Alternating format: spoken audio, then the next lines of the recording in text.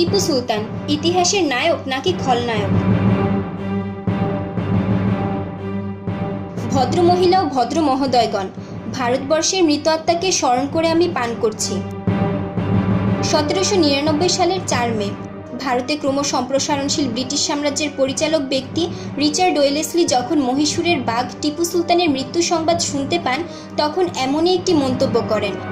অন্তত ভগবান এস গিদওয়ানির তার the sword of Tipu Sultan বইতে এমনটাই উল্লেখ করেছেন। শুধু তাই নয়, টিপুর মৃত্যুর পর গোটা ভারতবর্ষই এখন আমাদের, এমন একটি মন্তব্য ওয়েলেসলি করেন বলে জানা যায়।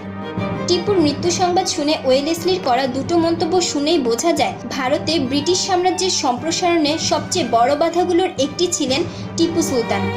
ভারতের বেশিরভাগ অংশেই আজও তাকে সেভাবেই দেখা হয়। অষ্টাদশ শতাব্দীর শেষ দিকে ব্রিটিশ সাম্রাজ্যের কাছে টিপুর নাম ছিল এক বিভীষিকা।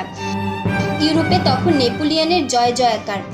ব্রিটিশ সাম্রাজ্যবাদীদের ভয় ছিল টিপু সুলতান নেপোলিয়নের সঙ্গে হাত মিলিয়ে ভারতকে ব্রিটিশ মুক্ত করবেন। আশঙ্কা একেবারে অমূলক নয়। অটোম্যান এবং ফরাসি সাম্রাজ্যের প্রধানদের কাছে চিঠি পাঠিয়ে সাহায্যও চেয়েছিলেন টিপু সুলতান। যাই হোক, 1799 সালে শ্রীরঙ্গপত্তমে টিপুর মৃত্যু ছিল তাদের কাছে হাঁফ ছেড়ে বাঁচার মতো। ভারতের মাটিতে তো বটেই, টিপুর মৃত্যুর খবর পৌঁছানোর পর ব্রিটেনের মাটিতেও উৎসবের ঢেউ লাগে। টিপু সুলতানের শেষ যুদ্ধকে কেন্দ্র করে ইউরোপীয়রা নামকরা চিত্রকরদের কাজগুলো দেখলে তার সম্পর্কে ধারণা পাওয়া যায়। টিপুর মৃত্যুর পর তার রাজধানী শ্রীরঙ্গপত্তমে লুটতরাজের এক মহোৎসব শুরু হয়।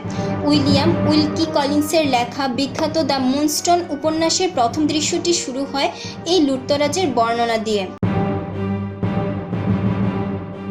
ভারতীয়দের মধ্যে টিপুকে নিয়ে এই আগ্রহের পেছনে অবশ্য যত না ইতিহাস চর্চার অবদান, তার চেয়েও বেশি অবদান 90-এর দশকে ডিডি ন্যাশনাল টিভি চ্যানেলে দেখানো the sword of Tipu Sultan নামের সিরিয়ালটি। এমনকি দ্য সোর্ড অব টিপু সুলতানের লেখক ভগবান এস গিদওয়ানিও স্বীকার করেছেন কোনো ভারতীয় নয়, বরং লন্ডনে এক ফরাসি ছাত্রই তাকে টিপু সুলতানের বীরত্বগাথার সঙ্গে পরিচয় ঘটিয়ে দেয়।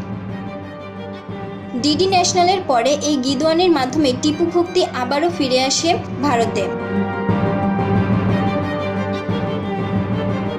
কিন্তু কথার পিঠেও কথা থাকে। টিপুকে নিয়ে বর্তমানে এই কথার পিঠের কথাগুলোই জোরদার হয়ে উঠেছে। বছর 2 আগে ভারতের প্রজাতন্ত্র দিবসে দেশটির কর্ণাটক রাজ্য একটি প্যারেড বের করা হয়, যাতে একদম সম্মুখভাগে ছিল তরবারি হাতে টিপুর একটি চলমান ভাস্কর্য। প্রজাতন্ত্র দিবসে ভারতীয় জাতীয়তার প্রতীক হিসেবে টিপুকে গ্রহণ করা যেতে পারে কিনা তাই নিয়ে উত্তপ্ত আলোচনা শুরু হয় টুইটারে। সর্বশেষ পাওয়া খবর অনুযায়ী 200 বছরেরও বেশি সময় আগে মারা যাওয়া এই ব্যক্তিকে নিয়ে এ পর্যন্ত অন্তত 10,000 টুইট হয়েছে। টুইটগুলোর বেশিরভাগই টিপুকে বীর এবং দেশপ্রেমিক আখ্যা দেওয়া হলেও এমন টুইটও কম নয় যেখানে তাকে স্রেফ বর্বর এবং খুনি হিসেবে চিহ্নিত করা হয়েছে।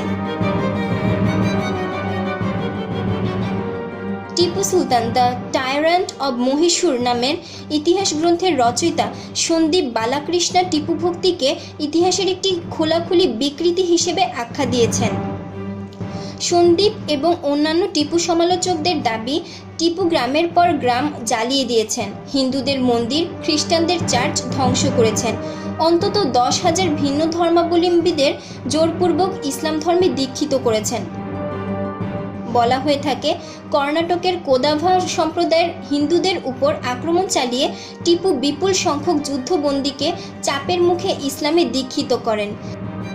এছাড়া মালাবার ও কালিকুট আক্রমণেও এমন ধর্মান্তরের ঘটনা ঘটে বলে টিপু বিরোধীরা দাবি করে থাকে।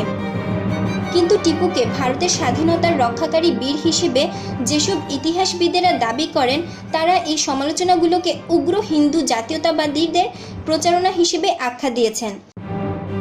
ভারতের বিকল্প ধারার অনলাইন জার্নাল কাউন্টার কারেন্টস এর লেখক সুভাষ গাতাদি টিপুর বিরুদ্ধে আনা ধর্মান্তরের অভিযোগকে ইতিহাসের বিকৃতি উল্লেখ করে জানান, 1928 সালে ভারতের এলাহাবাদ বিশ্ববিদ্যালয়ের ইতিহাস অধ্যাপক BN পান্ডের কাছে তার ছাত্ররা কলকাতা বিশ্ববিদ্যালয়ের ইতিহাসের অধ্যাপক হরপ্রসাদ শাস্ত্রীর একটি লেখা নিয়ে আসেন, যেখানে বলা ছিল টিপুর ধর্মান্তরের চাপের মুখে 3000 ব্রাহ্মণ আত্মহত্যা করতে বাধ্য হন। ছাত্রদের আগ্রহের কারণে তথ্যের সূত্র চেয়ে হরপ্রসাদ শাস্ত্রীকে চিঠি পাঠান BN পান্ডে।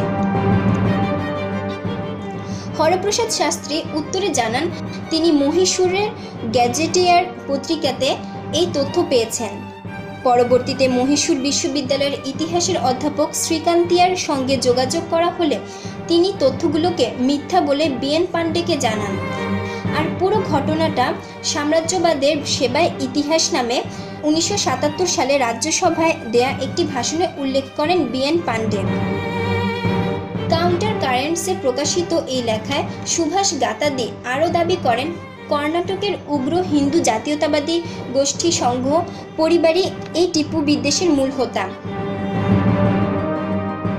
টিপুকে কেন্দ্র করে ভারতের রাজনীতিতে দিন দিন প্রভাবশালী হয়ে উঠতে থাকা এই উগ্রবাদী শক্তিগুলোর রাজনীতির রূপ আবার নানা রকম।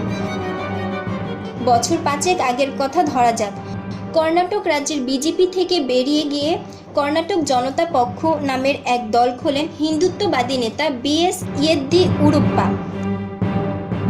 যথারীতি এলো নির্বাচনী প্রচারণার সময় মুসলিম ভোটারদের কাছে নিজেকে তুলে ধরতে অন্যরকম এক পদক্ষেপ নেন ইয়েদ্দিউরাপ্পা। টিপু সুলতানের সেই বিখ্যাত তলোয়ার এবং তার রণকৌশলের অনুকরণে এক সুন্দর মহড়া বা সোর্ড ড্যান্স এর আয়োজন করেন তিনি। এরপর গঙ্গায় অনেক জল বয়ে গেছে। নির্বাচনের বৈতরণী পেরিয়ে রাজ্যের মুখ্যমন্ত্রী হয়েছেন তিনি। 2014 সালে নিজের গড়া দল নিয়ে ফের ভিড়েছেন বিজেপিতে। গতিতে বসার পরপরই রাজ্যের জনপ্রিয় উৎসব টিপু জয়ন্তী বন্ধের উদ্যোগ নেন তিনি। এ লক্ষ্যে জোর জনসংযোগও শুরু করেন তিনি। ভারতের রাজনীতিতে ধর্মভিত্তিক বিভেদ যতই জোরালো হচ্ছে ততই জোরালো হচ্ছে টিপু বিদ্বেষ।